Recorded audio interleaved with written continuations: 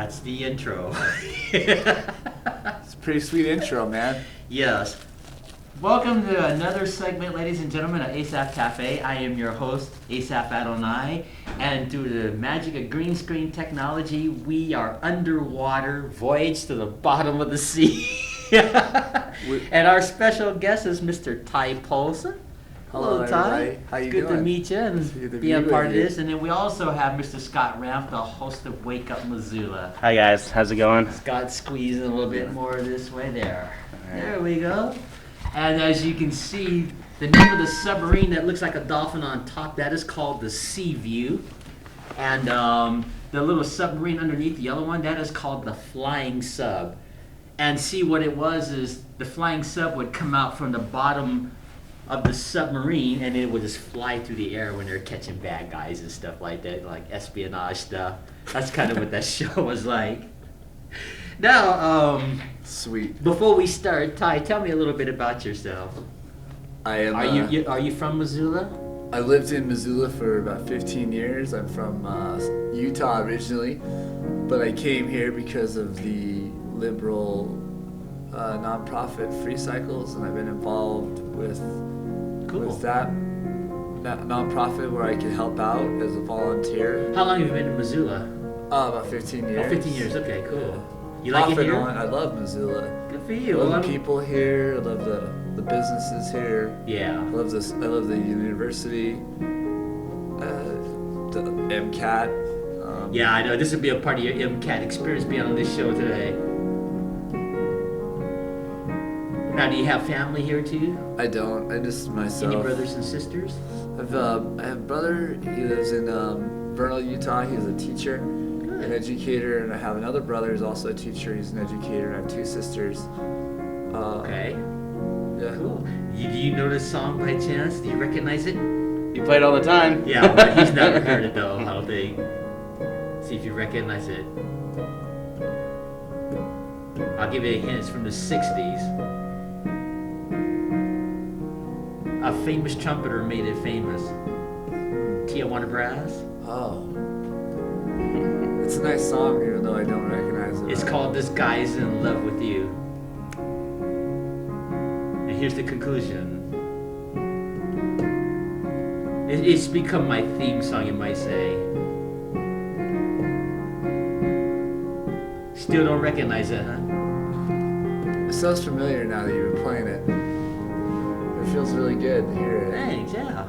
It's called This Guy's in Love with You. I'll stop on that note. That's a good- Yeah, that's a a good trumpeter one. named Herb Alpert made it famous. Herb Alpert, the Tijuana Brass. I don't know if you ever heard of them or not. I did hear the Tijuana Brass. Yeah, a very young Herb Alpert. But he didn't write the song. Burt Bacharach, the composer, wrote it. He wrote like that song and the song like I'll Say a Little Prayer for You for Dionne Warwick. He wrote all those songs like Alfie, all those songs from the past. Like hundreds of songs he had written. Wow, I did not know that. But I think this one here that I just played is probably going to be the most popular because a lot of artists of that era did it. They did their versions of it. Cool. Well, you might know this one here. Let's see. I won't do the whole thing. Let's do a piece of it. I've heard this one before. Do you like this song, Scott? It's okay. You recognize it? Uh-huh. It's called Painted Black Painted Black by who? Rolling by the Stones. Stones. Oh, yeah. Those A guys little are piano version of it. They still around. I'm sure at this point they have more than enough footage for Yeah. hologram technology to move forward.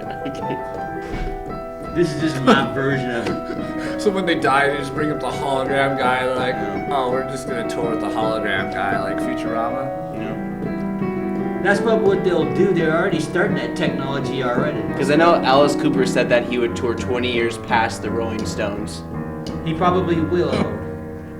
After the Rolling Stones officially stopped touring, and I think the Stones are just touring long enough where he can't. It's almost impossible for Alice Cooper to tour more than 20 years after the fact. That would be a tough thing to do. Oh yeah, I mean, like they're all in their 70s, almost 80s now.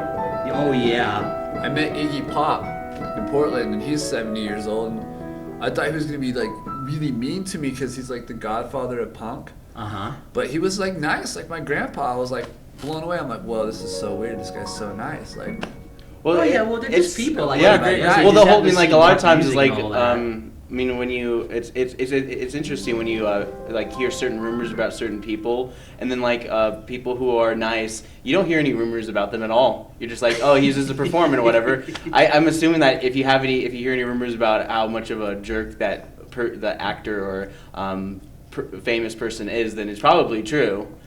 But if you never hear anything about them, and you're just like, oh, they're a performer, they're good performers, then they must be probably nice. Like he was super nice. I went up to his Mercedes as he was leaving after everybody like, you know, got their albums or whatever signed, and I was like the kid in the wheelchair in the back, and I couldn't even get up near to him. I was like, I'm totally missed my opportunity. And then there was a stoplight by the Morrison Bridge in Portland, and I just rolled up to him and I politely knocked on his window of his Mercedes, and I'm like, could you roll your window down? And he rolled his window down. He's like, can I help you? I'm like, it was really nice to meet you. My name's Ty, and thank you for coming to Portland. He's like, you're welcome, man. He like fist bumped me and we shook hands, and then he just rolled off like Batman.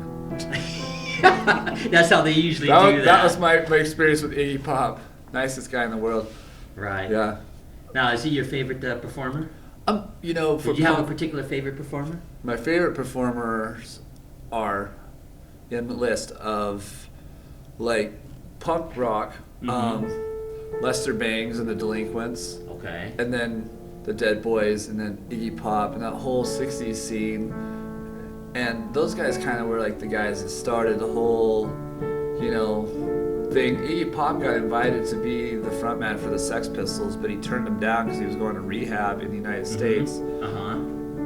So I would say that iconically he's one of my most favorite punk rock icons because he's been doing it for so long, and it's just like so weird when he's still doing the same thing that he was doing So back you in like more of 1969. you like more of the rock groups of the past more than the current ones, right? Well, I do like for punk rock. I really like that guy, but I also like I love jazz and I love other forms of music, and I don't just stick with one genre. Like I like, see, yeah, that's pretty good. I like Fats Waller, for instance. Oh, really? Okay. I love My Feet's Too Big, and I love the songs that he did because Yes, his yeah. piano playing was so advanced for the time. Because what he was doing was he's just, you know, nobody was doing the piano solos that he was doing. Yeah. So he just kind of like brought that up to a whole new level. You know what I mean? Like Right. his piano playing. But then it got to be like the technology kind of came in, and with the synthesizer, and he was still doing the piano.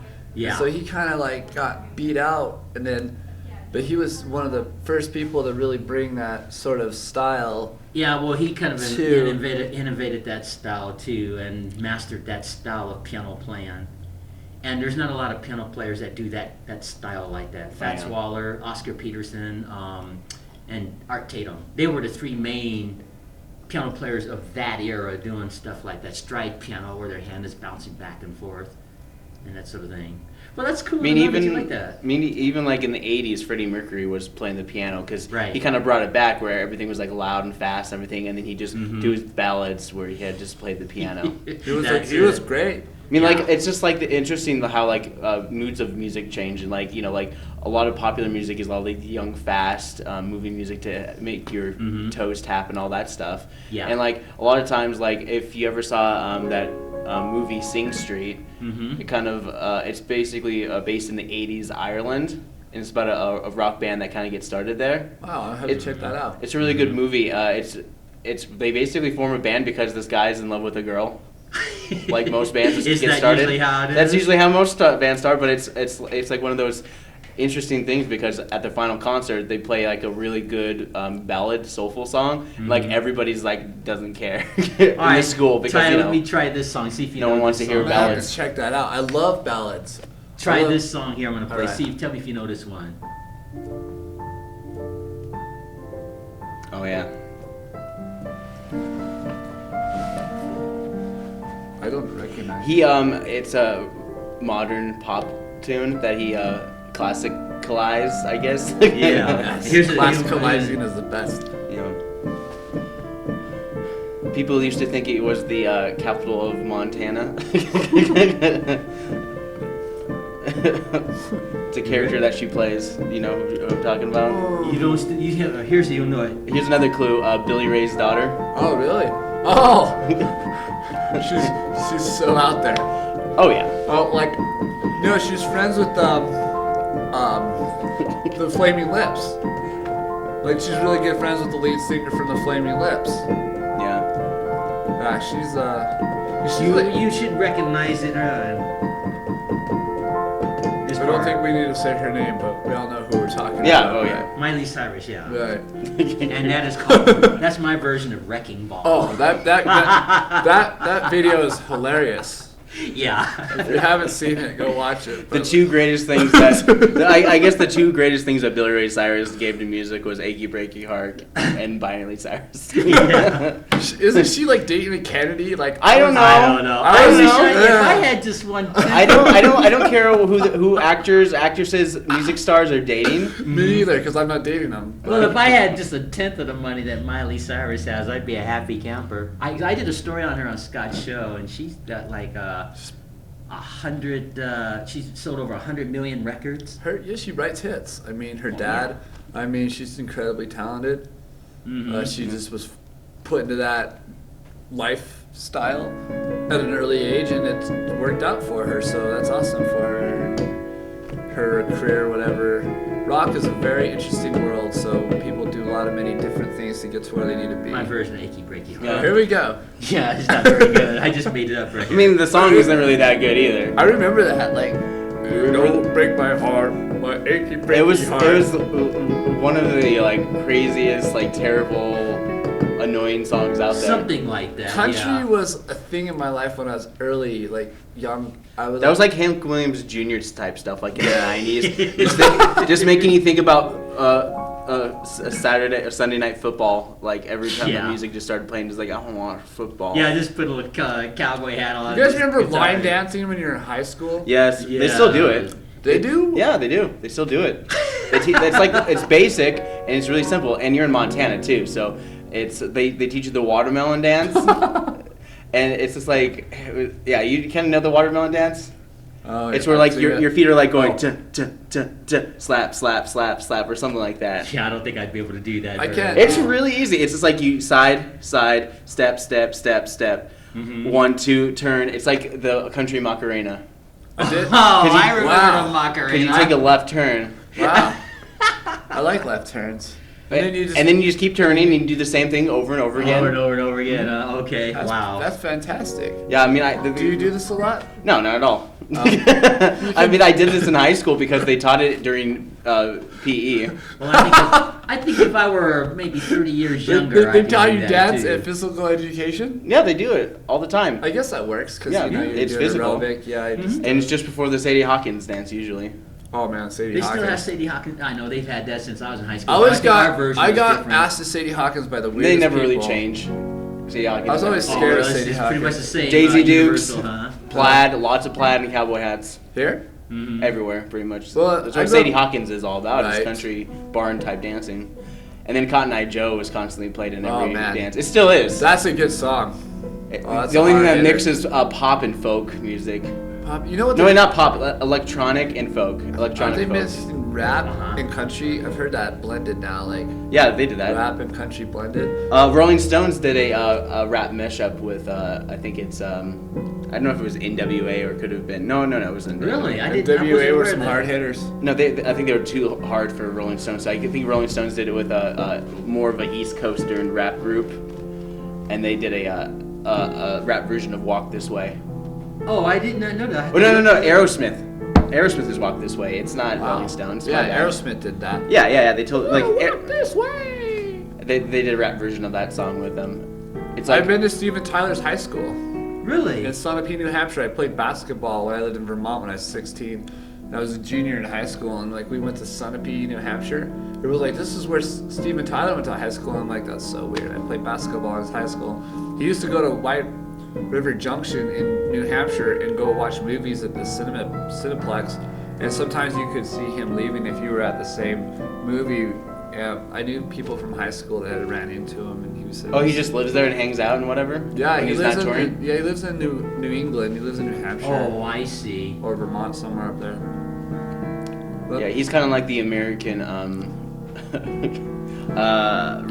sorry, Steve, for talking about you. Isn't, No, I don't think he's isn't, gonna find isn't it Aerosmith either. like the American version of the Rolling Stones technically? Yeah, they're like kind of like, like they just ballad, Mm-hmm. and then love stories. And I love that one song, Jamie's got a gun. She's talking about that girl. She's got the gun. She's gonna go get the guy. They're like storytelling, kind of like folk rock, but Yeah. like kind of with like an essence of more that Americana, like Rolling Stones influenced. I would say. Oh yeah. I would agree. Little Elvis here. Oh, Elvis is great, man. Blues. Little piano version of it. Can you sing? No. I play the mandolin and the violin, but if I sing, it's like. Short version. Well, next time you have to bring your instruments here and rock out on the cafe. That'd be kind of fun to have you do that. It would have been nice. I should have brought my Well, violin. this show's taped every Thursday morning around this time, so Okay. anytime, I'm always looking for people that want to just hang out with me for That about would 40 be minutes fun. and talk. Yeah. And 20 minutes have already gone by. Man. This goes by real fast when you do this. So Yeah. It really does. 20 minutes have already gone by, so anytime you want to rock out. Yeah. Sweet. Now, talking about rocking out, let's talk about our backdrop here. It's very interesting. This is an old television show from the past called Voice at the Bottom of the Sea. I don't know if you remember that show or not. Sure. It was by the same creator, Irwin Allen, that created The Time Tunnel, which Scott and I did. It was The Time Tunnel, Lost in Space, and of course this show, Voice at the Bottom of the Sea, which came out first. And see, what's interesting about this show, usually a television show will spawn a movie like Star Trek. They had Star Trek or MASH or something. But in the case of this, it was the reverse. They had an actual 2-hour movie called Voice at the Bottom of the Sea. Wow.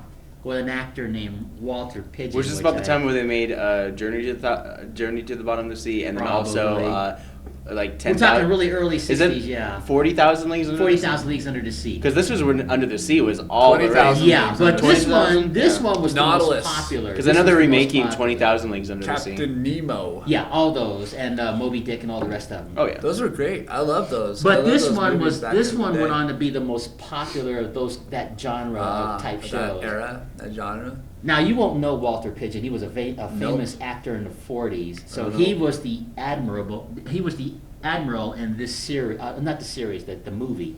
And Peter Lorre, the actor that did the Mr. Moto murder mysteries, he was part of this movie. So when they did this 2-hour movie, then they created this television show called Voice at the Bottom of the Sea. And they had Richard Basehart, who was the... Oh, didn't they have a tendency to when they made the movie and then when they have the TV series, they had completely new actors? Yeah, they had new actors, and it was the same with this here. But they got the main actors for the movie, which spawned the series, and this became like the most popular of the Irwin Allen series, and the whole genre of those kind of underwater movies.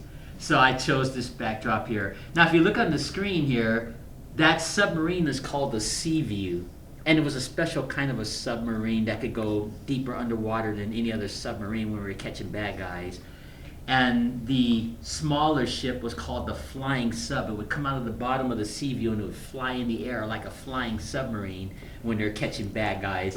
Pretty Yeah. cool science fiction stuff. When So- I was growing up in the 90s, there was a show basically kind of like this. It was called Sequest. yeah, I remember that And, show. and it starred the guy from Jaws, Rod Sterling.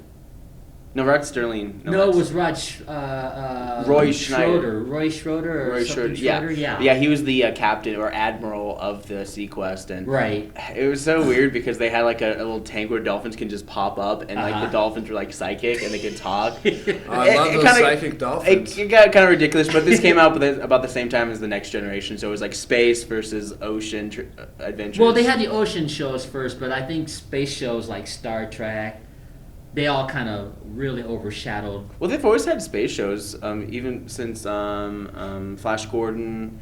What was the puppet one in space? Remember the puppets? Oh, let's see. Gosh, it's Because I know you would know that, wouldn't you? I know, but it's been so long. I'll have to think about it. If it comes back to me, I'll let you know. Because I know that a lot of production companies like were basically just like, oh yeah, they just kind of shared all their like space suits all the time, and then like the monster of the week, which is like, okay, you have a space suit, Right. and you have like a monkey head. Just put like a gorilla's head on your head. Well, let You're me a ask monster. you: do you remember a cartoon? This ties in with our subject, Marine Boy. Do you remember Marine Boy? Dude. It was similar I to never Speed heard- Racer. I never saw Marine Boy or Speed Racer. Okay, Speed Racer. They were these Japanese cartoons, by the same artist and I guess company. And Speed Racer was this guy that could just take this racing car and win all the races, and his car had all these special effects, like it had these jacks that would come out of the bottom when he was about to crash into something. He could fly over it and escape, Oh yeah. stuff like that. That's good Or like if technology. the bad guys were shooting at him, he had this little bubble that would go over like a glass bubble would go over inside the car, and they'd be safe from bullets, and they could That go was- that's underwater pretty and stuff sweet, like yeah. that. Yeah. I mean, Oh, yeah. they made like a live action movie of it too. Yeah, with the actor John I Goodman. have to Google this or YouTube. Yeah, Speed this, Racer yeah. with John Goodman. Speed Racer, for some reason, I don't know. It just never really just kind of. I don't think it's the right time John for Speed Goodman's Racer right hilarious. Yeah, well, he played the The dad. Tops Racer. Was The he the- designer of the Mach 5 was the name of the car. Oh. And get back to Marine Boy, he looked like Speed Racer, but he was like Aquaman. He could swim underwater, and he Yeah. would have what's called Oh. oxo gum. And he would chew this gum, So and he could breathe underwater. yeah, he could breathe underwater for 30 Yeah, get minutes some of that stuff. chewing this gum, and he had this dolphin that he could communicate with, sort of like Aquaman. He and they would basically catch is bad guys. Aquaman, Yeah. except for he had Japanese version limitations. of Aquaman. And he had this boomerang that he would use, and he would throw this boomerang, and it would electrocute the bad guys temporarily. And, Wow. You had to be Such there. great imaginations back then. No, I mean, Yeah. I remember the. When I was a kid, I that's remember what it was like. there was the Smurfs, and then they had the underwater Smurfs. Yeah. And they had the little antennas on top where they could shoot like little balls out of their heads.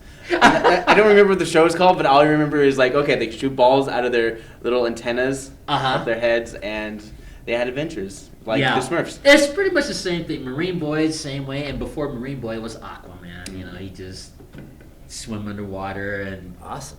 they'd catch bad guys. What about the Super Friends? Do you remember the Super I Friends? didn't see Super Friends. Well, What was this, I? What What this years was, were these? Oh, this might have been about early 70s, maybe. Oh, See, yeah. I was born in '79, so I didn't. Oh, okay. Well, They this is did, all, they showed all the reruns on television all the time. Well, I the probably Super did. Friends, 90s. the Super Yeah. Friends, what that basically was, they had like Superman and Batman and Aquaman. Oh wait, and I did Flash see that.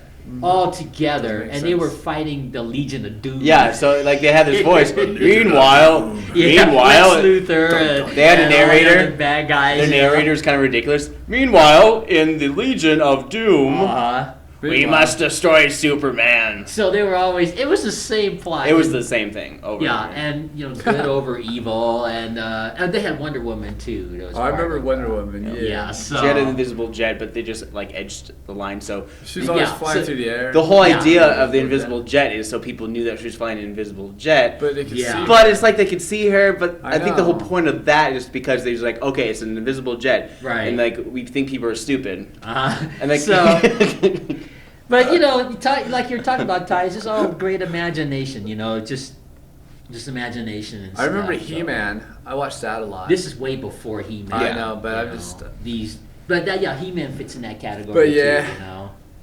And they had Hercules before He-Man, the cartoon. I used to watch the Hercules cartoon when I was in grade school. It was Okay. kind of primitive in comparison, and this is the same plot line. Then they had like cartoons like Underdog. I don't know if you. I saw Underdog. Yeah, I there's liked no that need to one. fear. That was pretty Underdog funny. is here. And they did a movie based on that too. Schneidly Whiplash. That was Dudley Do. Oh, that was Dudley Do Right, but I also did see Underdog.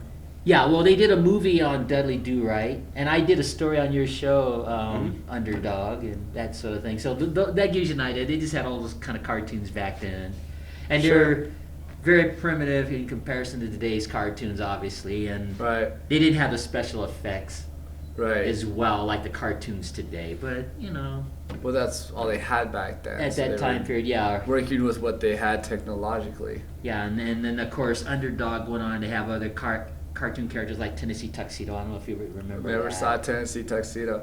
I have so much to go look up after the show. Yeah, I'm but all, like, Tennessee. making mental Well, you got to notes get a on all DVD these of this. things. You can look at like Tennessee Tuxedo, and I did this on Scott's show. It was a semi-educational cartoon because they talked about science and history and all for real. Awesome. And Tennessee would always get in trouble, and he had a walrus companion named Chumley, and they were friends. And they would I always sneak love out. those walruses. They would sneak out of the zoo and get in trouble with this guy named Rocky Mononov. He was this gangster. Rocky Mononov? Yeah, Like based the on Rock piano Mononov. player? Yeah, based on Rock Mononov. He was a gangster? Yeah, he was a gangster Awesome. named Rocky Mononov.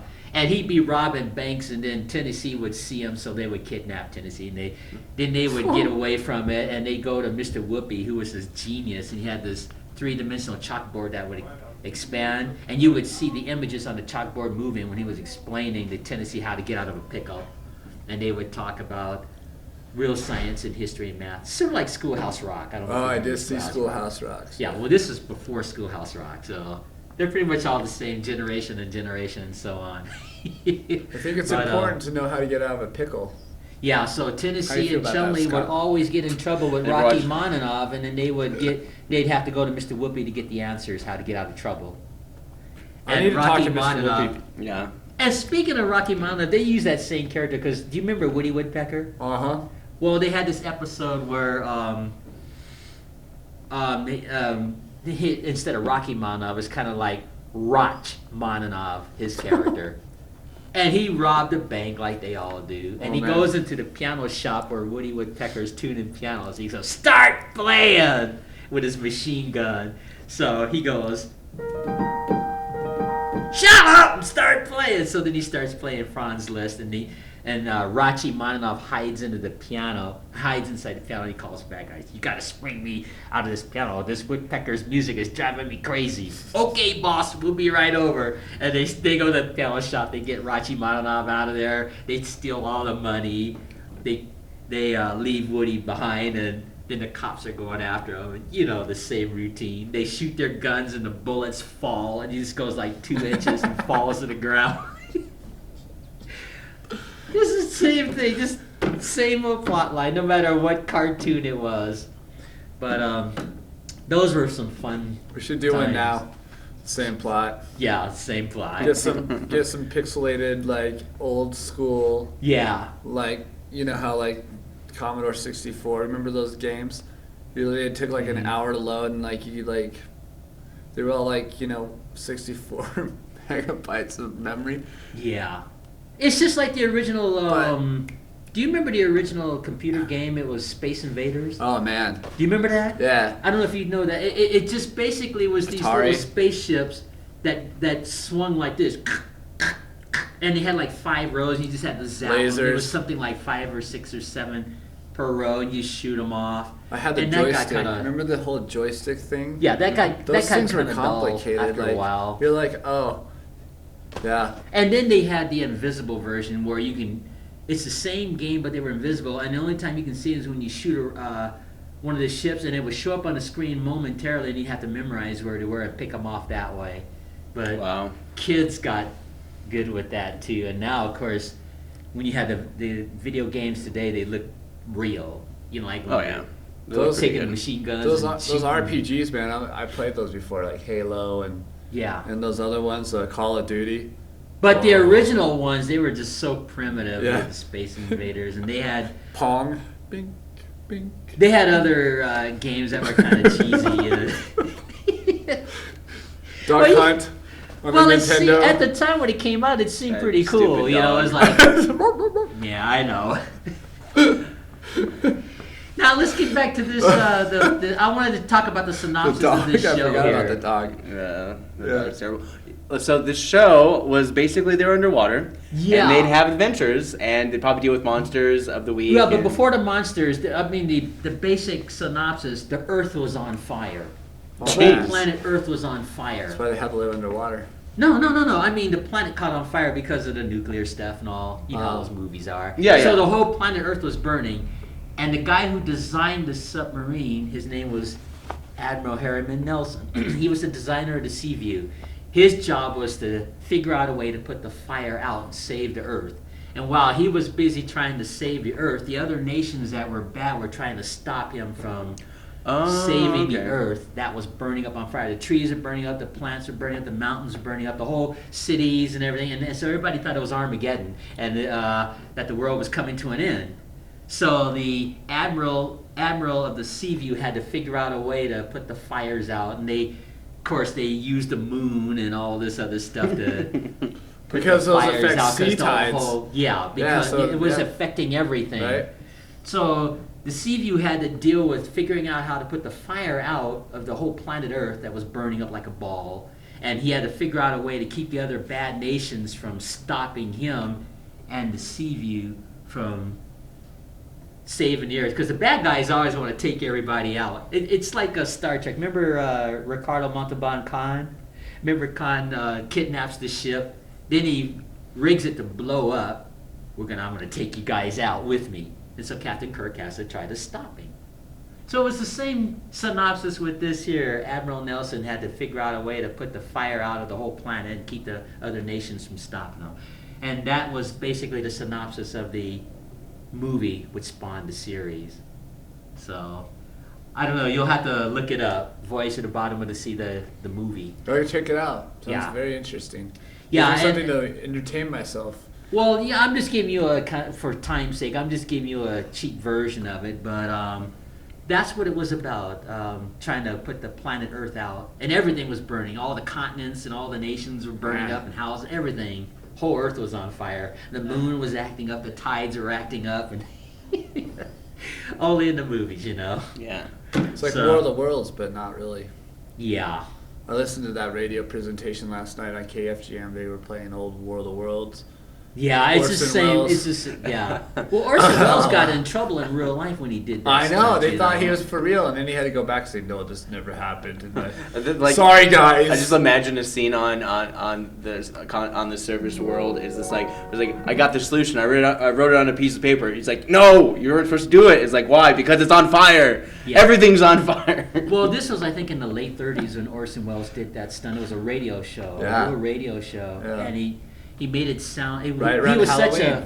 he was such a fine actor that it was so convincing when he did it over the radio, and people actually thought the world was coming to an end and invaders were coming and stuff. Martians. Yeah, he really got in trouble for a while. Was that before the STC? Probably. Oh yeah. Probably, yeah. You know, before they had those rules and stuff like that. And I think a few people even might have ended their lives in that period too, out of fear. That's what's bad about propaganda. Well, I know, but this was just a Hollywood I stunt know. is what it was. Well, some and, people, they don't know the difference. I don't know. And you know, he had that distinctive voice as a young man. So He was he'd like talking get on about the the radio. He's talking about the observatory. He brought a lot of science. into Yeah, it making was real. science fiction, and it was Yeah. just a Hollywood stunt, and some people thought it was real when it was really just a radio It was very broadcast. convincing. I listened to the whole program on last night on KFGM because Mm-hmm. they do a lot of Boris Karloff's. Yeah, he was his known. stuff, and then- Boris Karloff was known for all those Dracula kind of movies and all the rest of those other horror I love those like films. murder mysteries Yeah, that they murder air on the mysteries, yeah. KFGM, like the super old radio, and radio is really cool. And you're like really entertained by whatever was going on, like back when. Well, you got to remember that was before television too. They Yeah. had the radio broadcast. They I had love radio They had the broadcasts. Green Hornet radio broadcast. Oh, yeah. I heard they that had one. Fibber, McGee, and Molly. They had the- radio broadcast. They had the Shadow Nose. the Shadow You remember that? Yeah, the Shadow. And Have they you had been his to the organ music and all of that. the Missoula Community Radio place they had at Union Hall? Yes. Yeah. Yep. Yeah, and they just recreate all that. And but Those that's guys the way are it terrific was. people. Yeah. And they had, I think it was the George Burns show, and Lucille Ball was part of it. You know, this is way before I Love Lucy and before TV. Milton Berle, all those people you may have heard of, they did their radio broadcasts, comedy shows, and so on. I think it was Abbott and Costello were part of that. Abbott and Costello were hilarious. They Who's were on part first? of the radio broadcast. What's yeah. on second? Yeah, that was part of a radio broadcast before it went into television and so on. So. Yeah. And American families, my birth mom included, when she was a little girl, before they had television, you know, the little square box TVs that they had, Yeah. they had those square radios, ones. and families would literally sit in front of the radio Yeah. and listen to the Green Hornet and all the rest of those and use your imagination, while they had actors reading scripts over the air, over the radio. I like to close my eyes and put myself under a sleeping bag and turn on those radio shows and just Yeah. imagine. Yeah, and you just used your What's imagination. going Of course, when on. television came out, there was no imagination. The television because you had creates the the visual. image for you. Yeah, But it takes your imagination and puts it on Yeah, screen. but prior to that, it was the radio, so you can use your imagination here. See if you know this song here. Recognize?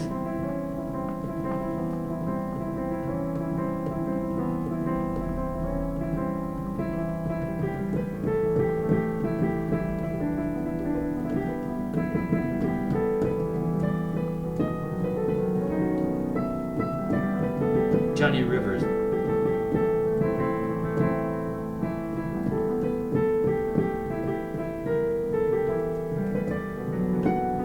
That's the giveaway right there.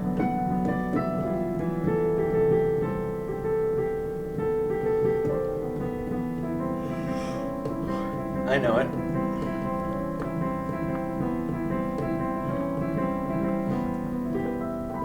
It's very nice. Yeah, that was called Secret Agent Man. Secret agent man. And what they did, when that song became a hit in 1966, they took that and used it as a title theme to a television show called Danger Man. Danger man. Have you ever heard of that? Yeah. It was an old black and white James Bond spy television show called Danger Man with Patrick McEwen, the actor, Oh yes. and a very young Patrick McEwen. This is way before your time, Scott. And Way before my time too. yeah, and I realize that. And, Most of the stuff is before any of our times. I know, and that's why Like- Big Motor is fun to bring these old things back to life. But it was called Danger Man was the name of the series, and that song was like #1 on the Billboard charts in the mid-'60s with Johnny Rivers. It was a big hit for him, Secret Agent Man, and it was the theme song to Danger Man. So, and of course, it was just like watching Sean Connery, but it was a television version instead of the movie. They had a few special effects, and but not to the degree like the movies and so on. Do you have a favorite Bond by chance? I do like James Bond. The older one. Sean Connery? Yeah, and then like Well, first was Sean Connery. I watched the new one with that.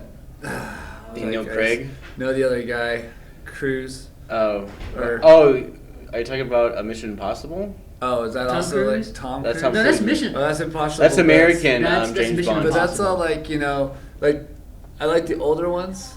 Well, okay, You let's know, talk he's about like- Mission Are you Impossible. talking about Pierce Brosnan? Pierce Brosnan. That Oh guy. yeah, the world's not enough. I believe. That- Timothy that- Dalton. That one, yeah. So Roger I Moore, remember, who yeah. apparently just died just this past year. Poor guy. Well, some people like Roger Moore the better. He was the most handsome of the Bonds. He was really a good-looking man when he was young. And he just he kind of did- he brought levity to the series. It wasn't Yeah. so serious, and Well, he had another television series prior to that. It was called The Saint. His character was a character named Simon Templar, and he was like this. He was like Robin Hood. He was this bad guy that would steal from bad guys and turn it over to the good authorities and that sort of thing. Was his character, Simon Templar, Cool. and that's how come he could get into infiltrate the bad guys because he was known as a bad guy. That was kinda In like the underworld, Green Hornet. Yeah. like how you always have to, you pretend to be the bad guy to fight. Yeah, the evil. and that's what Simon Batman Templar had to did do that too. Batman. I don't think he ever did that. Well, he just Batman punched a was lot of people in accused the of face. being like bad and good. I mean, they. Well, he's wanted accused to of being time bad because he's a incarcerate him. vigilante. I know. That's the only thing they had going against him. But Yeah. Yeah. Green Hornet and Green with Hornet. like Temple, like they actually. Simon Templar, yeah, they They were were actual actually bad full guys. on bad when they guys that would- were yeah. double agents. I don't know if they actually killed people or not. Did Well, the Green no, Hornet? they didn't do that in the '60s. People weren't dying then. Okay. Not on television, anyway. Oh yeah. They were not just on catching- screen, They basically. were just catching bad guys a lot and Yeah. stuff like that, getting into the underworld where all the bad guys were and just infiltrate all of that. All the spy shows of that era did that. And at the beginning of The Saint, when Simon Templar was either getting his assignment or starting it, he would go off character and look into the camera, and this halo would go over his head. And it had a theme that went something like this. Hold on. Ah. You recognize that? That was at the beginning of it, of each episode. There would be this halo that go over Roger Moore's head because he was the Protection, saint. 'cause The he saint, was- yeah. Like it was a yeah. cartoon halo go over his head in the series, and they do that, and then the episode would start. Same plot line, just go after bad guys. But of course, it's Roger Moore, so he always beat him up too, like he did in the Bond films.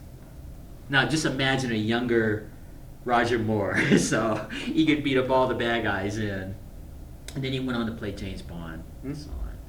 Scott, do you ever feel like you would like to do a role here in Missoula? Just dress you up as James Bond? Nah. Nah. Would you be good at fighting bad guys? Nah. Well, you know that's not real. It's all choreographed. I know. I was It's all just asking Scott if he ever ventures onto doing that. I'm not into the action movie stuff. No. Yeah. I'm more into comedy type stuff. I would like to fight you bad would guys. you would say Roger Moore is your favorite Bond character? Pierce or Brosnan and whatever, like. Or Pierce Brosnan. But also did like Roger Moore. Yeah. Well, you know Pierce Brosnan had a show called Remington Steele. Do you remember that? I never saw that either. It was just like What watching was I in James the Bond. 80s and 90s? Was I asleep or something?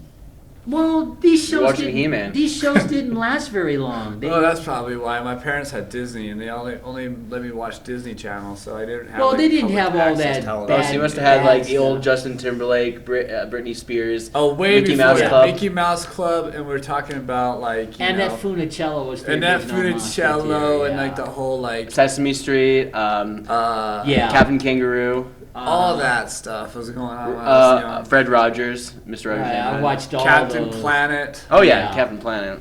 Yeah, and Get Smart. Oh, Yeah. Now you know Get Smart was a parody from James Bond. don't Yeah. you? Yeah. That, and they had hilarious. Don Adams, the actor. We need the playing- cone of silence. Yeah. And then they Scott, did. I need to talk. Can we lower the cone of silence? Is it? And it would never work. It would never work. Like, what are you saying over there?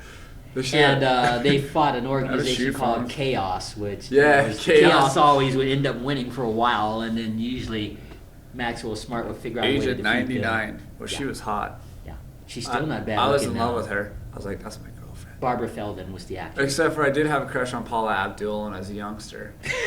You and everybody else. Yeah, I was guilty too. I used to watch her music videos on MTV. The one with the dancing cat. Oh man, it's Yeah. so hot. Yeah. And then I would watch Talking Heads music videos, and I was like really influenced by David Byrne, and I was like, that guy's amazing. And he'd like have this suit that was like black and white, no, black and yellow striped suit with like a red tie, and he was just like, his band was crazy. There was like all these people in his band.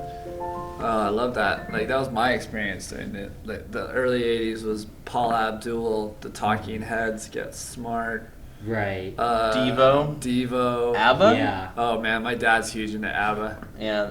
He has an Yeah. ABBA record. I used to listen to ABBA. And it's funny you mention those groups because they're all considered sort of outdated by today's standards now. Well, 2017. ABBA, the music that ABBA made is now is being performed at MCT via Mamma Mia, that play that's happening this week. But of course, if you're probably watching this now, it's too late. Well, it's the Too late, same with guys. Frankie Valley and the Four YouTube. Seasons. They've got that group. That Jersey used to- Boys. Jersey Boys. That Weren't play- they here in Missoula recently? Yeah, no, or something I think like they're going to be here Yeah. in the Adams Center, Jersey Boys. Oh, when? I don't know, but it's all the Frankie Valley and the Four Seasons. I got a music. friend who works there. I can call him. Frankie Valley and the Four Seasons. That'd be good. They called it the Four Seasons, and then they changed it to Frankie Valley and the Four Seasons, and then he just kind of broke off and did his own thing because the other three were just kind of like, eh. Because, the star that shines the brightest usually snuffs out the other guys. It's happened all over rock and roll. I've been with bands. We break up. Blah blah blah. I watched Jersey Personalities don't Boys when mesh. I went to Vegas and I watched Jersey Boys. It was really good. Vegas. Yeah. I love Vegas. Where in Vegas did you watch that? I think they're still there. I don't know which place it's at, but because I know that they have Lion King still playing there. They've been playing for over 20 years in Vegas. Mm-hmm. I've been I went to a bunch of shows. Oh, MGM. That's what's his face. Well, David Copperfield is at MGM. Oh yeah. Yeah, met Vegas David. is different now. Yeah. It doesn't have the Frank Sinatra image that it once had. Yeah, It's like Sinatra was Disneyland. huge there back in the day. Well, but all the places that Sinatra used to perform are gone now. Oh, man. I was in Yeah. Vegas and realized when they demolished it. They Because those demolished were Vegas World. were they mostly casinos Aladdin. that are made through mobs and? Well, I don't know all about this mobs, stuff? but No, it was yeah, gangsters, it's like it's that had open that gangster information image, that yeah. that he was. It had like strong ties with the mobs. He could have even been as high as any of the highest gangsters there. Yeah, at the I time. don't know, but what I'm saying is I was there when they got rid of that image and they reconstructed. Oh yeah. the Disneyland kind I of. like Vegas because it was. Because I used to play there. Because the years movie, ago. image. like, That's why I would go Martin there. Scorsese's Yeah. Casino is the best representation of old mob transitioning I love into that movie. Disneyland-esque. Because at the end of the movie, it's like all the casinos became like Disneyland-esque, where it's like invited families. Well, they had roller coasters for real. That Yeah. on the outside New York, of New some York. of the casinos. They have a Yeah, roller New York. coaster on the stratosphere. New York, New On York. the top of the stratosphere. You can go. Yeah, I've right- been on that one on the stratosphere, and it's like this. You go in this like circular room, and when it shoots up, your stomach goes down like this, and then. Oh yeah, I've done the Superman drop thing. That thing's Oh terrifying. my The goodness. drop is yeah. crazy. You're like, It's, whoa! it's the climb that's the worst. It just goes up forever, and Yeah. and then it just drops you. They at have the that most unexpected- swing that you can do by MGM too. It'll just drop you Right. like 350 feet, and you just Dangle. fall, and then you swing out eventually. But it's like the whole falling before you know you're gonna get catch thing is. Yeah, but see, that's what's fun about That's what's Vegas fun now. about Is it. if you Yeah. can stomach those rides, you're in for a treat. You can do it. I've done them. And of course, just you gotta can be see brave. Celine Dion Be brave, performing. kids. I think she's at Caesar's Palace. Oh, she's great. Yeah, Celine Dion. and I was there when Robbie Knievel leaped over that fall at Caesar's Palace. I was there when he did that. Oh, when he made that famous jump on his motorcycle. Yeah, and I remember when they were constructing it, and I was thinking to myself, "Oh, Evil that guy's Knievel. nuts." No, not evil. His No, son, his son Robbie. did it. Yeah, Yeah. Robbie Yeah, did it. I was just gonna say. I thought it was And- Bobby Knievel. Yeah, Robbie Knievel. Yeah, And he he lives in leaped Butte. over that thing, and he made it I look don't think so he easy. lives. Well, He he's might have a from house there. there. Probably. He made it look easy, and Yeah. he just went across that whole fountain in Caesars. How far did he jump? Did he jump Over the Caesar's Palace He fountain. leaped over that whole Oh, fountain. that's that pretty Caesar's high. fountain. Yeah. Which, in a way, like it's not that bad because if you would have crashed, you would have just splashed in the water, Splash. Yeah, but he did. He made it. which is good. He made it perfectly. That's a pretty far distance. It's But not I mean, nice. when you're there in real life and you're seeing them constructing that, and it's like huge. And I used to, when I'd walk past there, I'd go, "Oh, this guy's nuts." But it's Robbie Knievel. Well, his dad broke like so many bones. I mean, like yeah, when he died, I don't know like how many bones he'd broken, but he broke every bone in his body at least twice. That's what the doctor but, said. it's Evil Knievel. He's buried so- out by the Walmart in Butte at that cemetery. You can go see Evil Knievel's. Well, they got a movie to remember him by too with oh God, I can't think of the actor's name. The guy, the suntan guy, George. I can't think of his name, but he plays Evil Knievel in the movie. Oh, He wasn't that popular in England though. George Hamilton? Yeah, that's it. That's him. He Huh. plays Evil Knievel in the movie. Is he still around? Yeah, he's still around. Yeah. He's like 90, I think. 'Cause he's- Yes. He's got to be about 90 or something, I think. Is now. he? He's like really tan, right? Yeah, the tan guy. He was always really good-looking tan guy. Well, when he was He- young, he played. Yeah, I'll He played remember it. him as like either being like really brown or really orange at any given time. Yeah, The super guy. tan. That's it. Yeah, super tan guy. all day. kid. Leather Yeah. skin. Yeah, Oh, hell, old cowboy George leather Hamilton. skin. Yeah, but he had quite a career. So he played Evil Knievel as a young man. So I read his book, He'll- his biography. you talking about the real Evil Knievel? Yeah. I'm sure it was quite a book. Poor guy. Later in his career is when it kind of just all crumbled. Well, When he yeah, did that- you get physically older. It's harder to do He that tried stuff. to do that you know? that jump in that tin can rocket thing. And that Yeah, he failed nearly miserably. drowned doing that. When I remember that, He he fell tried into to the jump river. over the Grand Canyon and that And- rocket. And that's bike when or everyone was whatever it like, "Ugh, this guy." And then his career kind of crumbled. He'd go over to England, and he wasn't popular over there. And they were just like, "Oh, look, you failed Yeah. at that, so you're not that cool anymore." And then after that, it's just. But in the day, But before all that, yeah, you know, he was very popular in the day when he was doing his thing. He used to ride his motorcycle into the Cinemaplex up on Broadway in Butte, like yeah. park his motorcycle, go see a movie, come back out, ride his motorcycle back out of the Cinemaplex, back down Broadway, which Butte is a very hilly city for those who Yeah. haven't been there. Mhm. And it's just tremendously like weird, like that whole Broadway Avenue that everyone, they have an Evil Knievel. Yeah. Uh, Evil Knievel Day or something. I think. yeah, it they is, or have something Evil like that. Knievel days in the summer in Butte. And There's on, a lot of motorcyclists out in Butte. right. It's a huge It's a huge thing. And on that note, guys, we are out of time. Cool. See, this whole hour has gone by. Any final words, Ty, you want to say? Before I make the Just final thank you for acknowledgement? having me on your show. Thanks for coming and hanging out with me and talking. And if you have a chance to go to voyage to the bottom of the sea, you should take it. Oh, I wanted to tell you real quick. You got your Navy shirt on. Oh, here. right. I'm wearing a United States Navy mom shirt for all You the know- United States Navy moms out there that serve in the military. Yeah. Go Navy Well, I come moms. from a military family, but when I was like 19 or whatever, this is before I went to the conservatory, I used to watch this Voyage to the Bottom of the Sea, as I had said, every day as a kid, and I thought I was going to be an admiral on a submarine for real. I went and took that Navy test in real life and failed with flying colors. I tried to join the Navy twice. Once in Seattle Uh-huh. at the MEPS. They said I couldn't join because I had flat feet, so I went down to Salt Lake City and tried to go to the other Navy recruiting place, and they're like, no, you have bipolar depression. I'm like, but Yeah. you want me in the military? My role would be to Uh-huh. defend this country. What does it matter how crazy I would be? Like, you Well, think they've you'd got have be an these advantage, standards. but no, they wouldn't take me. They didn't even take though, me like, either, and I had to get into like trigonometry and all that stuff. I got for testing. I had to talk to the real liaison, like the head liaison, Uh-huh. because I was just all like putting up this argument, like, that's discrimination. You can't do that to me.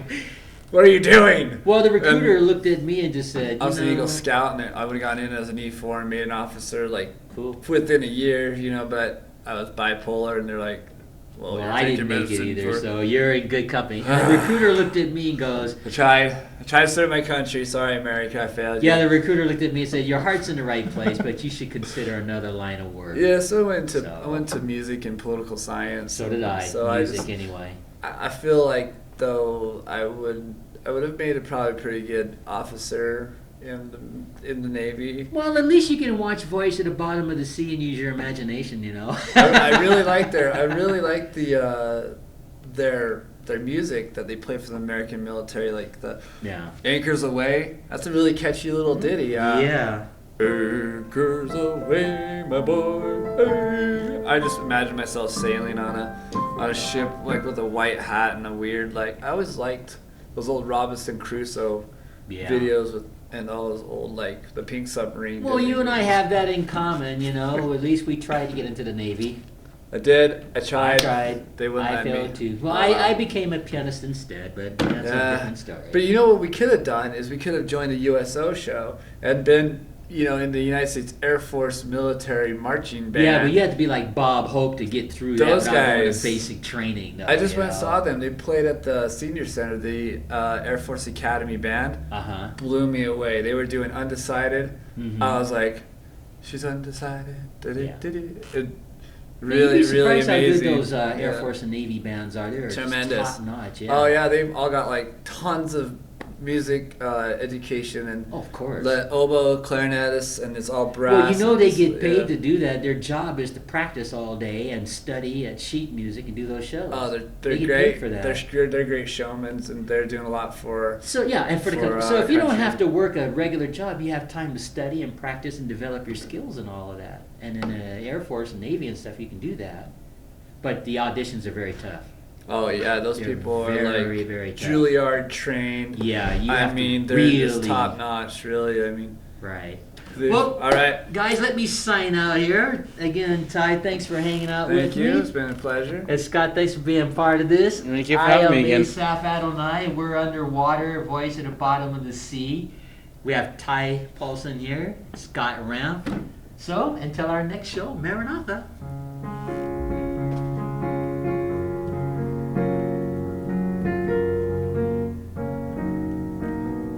And I always freeze on that note right there. Well, you guys make yourself at home. I'll shut everything down and I'll make you a copy of this right now. Cool. Awesome. Thanks, See Dave. y'all later.